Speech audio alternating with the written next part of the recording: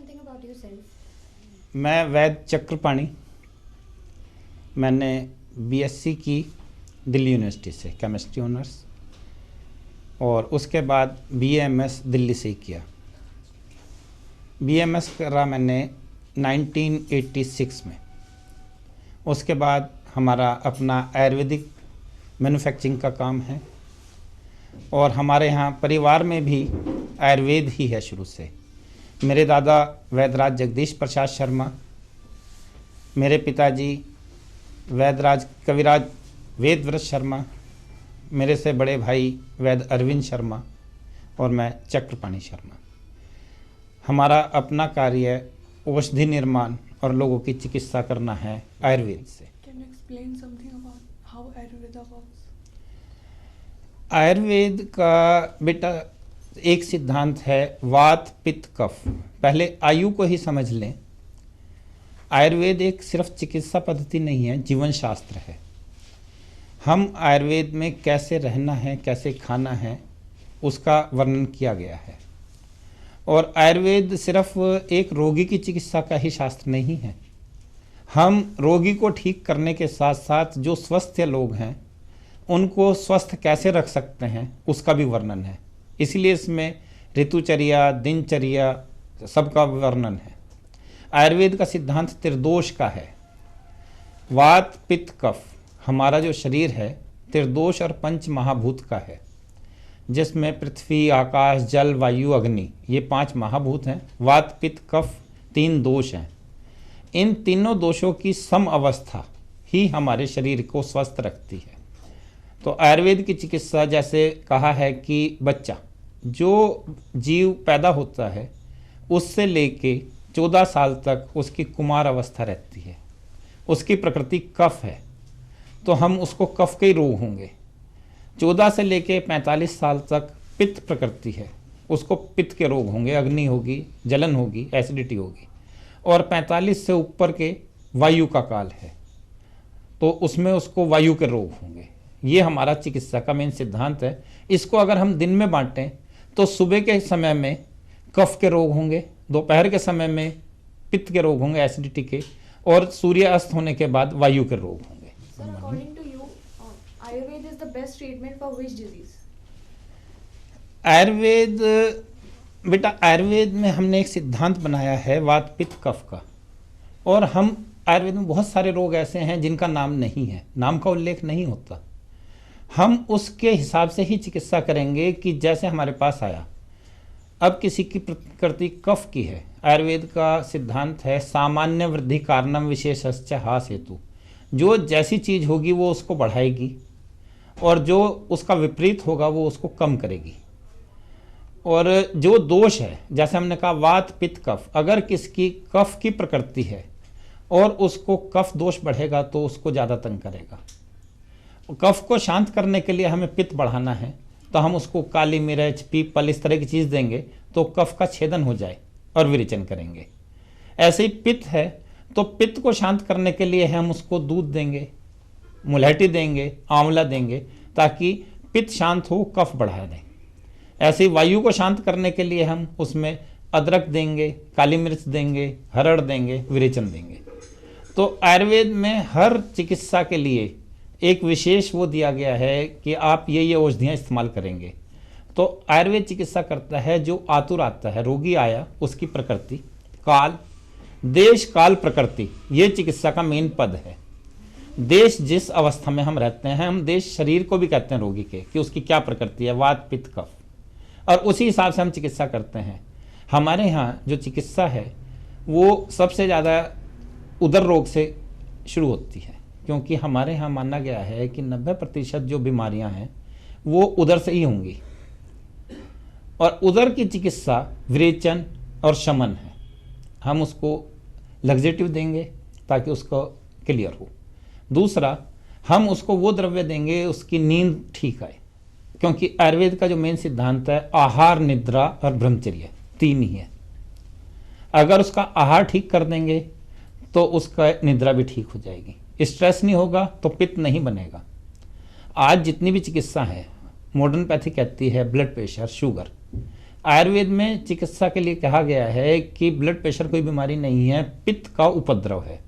और वही पित्त का उपद्रव जब रक्त में जाता है तो वो रक्त गाढ़ा हो जाता है। इसको आप ऐसे समझें कि जहाँ पर अग्नि और वायु मिलेगा वहाँ शोष होगा, सूखेगा। आप किसी भी एक सीड को लें, आप उसको धूम में रख दें, उसको सूर्य से अग्नि मिलेगी और वायु मिलेगी तो वो खुश्क हो जाएगा, सूख जाएगा। और ऐसे ही अगर उसको जल और वायु मिलेगी तो वो फल जाएगा। आपने एक सीड लिया, उसको पानी दिया और हवा मिलेगी तो वो अंकुरित हो जाएगा। वही सिद्धांत हम शरीर पे लगाते हैं। पित्त बढ़ गया तो उसको शांत करने के लिए जल की अधिकता लेंगे, और अगर जल बढ़ गया, कफ बढ़ गया तो अग्नि की अधिकता लेंगे। आयुर्वेद में हर व्याधि का उपचार है। हम कहें ये कि आज की महामारी जो है वो हृदय रोग है। हृदय हमारा कफ का संस्थान है। हृदय और मस्तिष्क कफ का स्थान है। जब भी कफ बढ़ेगा तो ये रोग आएंगे। डिपोजिशन क्या है? अग्नि, वायु और जल। जब जल आएगा तो कफ बढ़ेगा तो वहां आपको डिपोजिशन आ जाएगा, उससे हृदय रोग होंगे। ऐसे ही पित्त बढ़ेगा तो आपकी पाचक अग्नि बढ़ेगी, उससे आपके लीवर के सिक्रेशन बढ़ेंगे तो डायबिटीज और ब्लड प्रेशर होगा। आयुर्वेद में हर रोग की चिकित्सा है, बशर्त हो कि आपका डायग्नोज ठीक हो। और कोई प्रश्न बेटा? हमारे यहाँ आयुर्वेद में वर्णन है रंजक पित्त। जब रंजक पित्त की स्थिति आती है तो रंजक पित्त देता है हमारी आंखों को कलर, स्किन को कलर। अगर स्किन पे कलर कहीं कलराइज हो रहा है तो इसका मतलब वो लीवर से है। आप या तो दूध के साथ मूली या उड़द की दाल के साथ मूली या दूध के साथ नमक ये ज़्यादा इस्तेमाल करते हैं, जिसकी वजह से ये रंजक पित्त गड़बड़ हो रहा है। तो आप विरुद्ध आहार ना लें और विरेचन का इस्तेमाल करें तो आपका ये रंजक पित्त ठीक हो जाएगा। ये सारे निशान How ठीक। can we use Ayurveda to treat diseases like AIDS and cancer? बेटा, एड्स का जो हमारे यहाँ वर्णन किया गया है आयुर्वेद में वो प्रतिलोमक क्षय है। एड्स में आपकी इम्यूनिटी जो है, बॉडी की प्रतिरोधक क्षमता जो है वो कम हो जाती है। उसमें हमारे यहाँ रसायन चिकित्सा का वर्णन किया गया है। चरक में एक पूरा पार्ट लिखा हुआ है उन्होंने, रसायन वाजीकरण। ये चिकित्सा जो है वो शरीर के प्रत्येक अंग को ताकत देगी। उसके सिक्रेशन, चाहे उसमें पिट्यूटरी के हों, एड्रिनल ग्लैंड्स के हों, चाहे थाइमस के हों, थैलेमस के हों, हर ग्लैंड की चिकित्सा की जाती है। और वो रसायन चिकित्सा ही एड्स की है। इसमें ब्रह्मचर्य बहुत जरूरी है। इसलिए आज लिखा है ना हर जगह कि आप ब्रह्मचर्य से रहें, तभी आप ठीक रह पाएंगे। और अब दूसरी बात, एड्स के साथ आपने कहा कैंसर। आयुर्वेद में लोग कहते हैं कैंसर का जिक्र नहीं है, ऐसा नहीं है। हमारे यहाँ अर्बुद रोग कहा गया है। चरक ने वर्णन किया है अर्बुद। अर्बुद 24 तरह के हैं, उसमें एक तरह का अर्बुद कर्कटा अर्बुद है। ये हम उसको ग्रंथि रोगों में मानते हैं। और दूसरा कैंसर जो रक्त से है, इसका वर्णन भी दुर्गा सप्तशती में रक्त बीज के नाम से कहा गया है कि उसकी ये स्थिति है कि एक वो मारेंगे तो आप बढ़ जाएगा। रक्त बीज का वर्णन है कि उसने एक को मारा तो जहां उसका खून गिरा वहीं से दूसरा उतना ही बलशाली राक्षस पैदा हुआ। तो कैंसर का जो है, शरीर में किसी भी प्रकार की ग्रंथियां होना कैंसर माना गया है। हम इसको अर्बुद में लेते हैं, अर्बुद की चिकित्सा करते हैं। हमारे यहाँ बहुत सारी दवाइयाँ हैं। इसमें आपको कचनार है, ताम्र है, जो आपके प्रतिरोधक क्षमता बढ़ाते हैं। Can we say that Ayurveda is a complete medical system for all sort of diseases?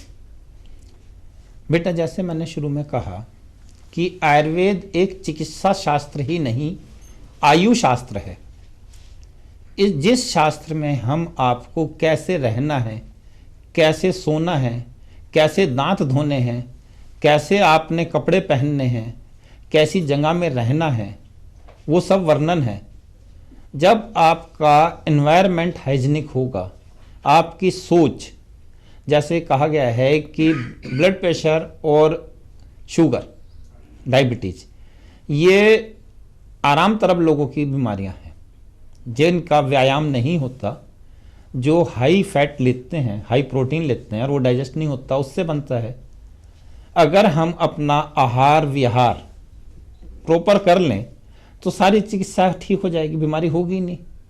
Ayurveda आप कहते हैं कि सिर्फ बीमारियों का निदान करता है, हम कहते हैं आयुर्वेद में स्वस्थ है। उसमें एक श्लोक लिखा है, आतुरस्य विकार प्रश्नम स्वस्थस्य स्वास्थ्य रक्षणम।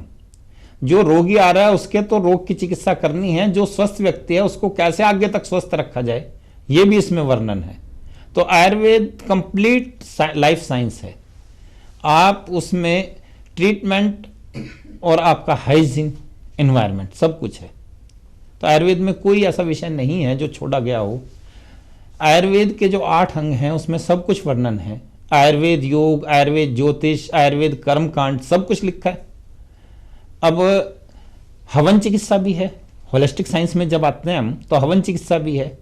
किसी दूसरे ट्रीटमेंट सिस्टम में ऐसा कहीं लिखा है कि आप मंत्र चिकित्सा करें, आप जल चिकित्सा करें, आप हवन चिकित्सा करें, धूम्र करें, धूपन करें, अवगाहन करें, स्वेदन करें। Can Ayurveda be practiced by reading books? बेटा, शास्त्र का ज्ञान होना आवश्यक है, उसमें स्वाध्याय जरूरी है, लेकिन बिना पूर्ण गुरु के आप चिकित्सा नहीं कर सकते। किताब पढ़कर ही खाली चिकित्सा नहीं हो सकती, उसके साथ आपको प्रैक्टिकल चाहिए और एक गुरु ऐसा होना चाहिए जो आपको बता सके। बेटा, हमारे यहाँ पहले घर में वृद्ध स्त्रियां चिकित्सा करती थी। क्या कहते थे कि भाई इसको खांसी हो गई, अमरूद भून के दे दो। आपने भी सुना होगा। आग पेट में दर्द हो रहा है तो इसको अजवाइन नमक की फंकी दे दो। क्या वो चिकित्सक थे? हाँ, क्योंकि हमारी सबसे पहली चिकित्सक और गुरु हमारी माता है। वही हमारे, उसको देखते पता चल जाएगा कि मेरे बच्चे को क्या दिक्कत हो रही है, वो उसका उपाय करेगी। लेकिन ये कहना कि सिर्फ बुक्स पढ़ के आयुर्वेद चिकित्सा हो सकती है, ये गलत है। चिकित्सा के लिए आपको प्रत्यक्ष कर्माभ्यास, प्रैक्टिकल जरूरी है, और वो प्रैक्टिकल आप किसी पूर्ण गुरु के अंतर्गत करेंगे तभी आप उसको सफल चिकित्सक कहलाएंगे।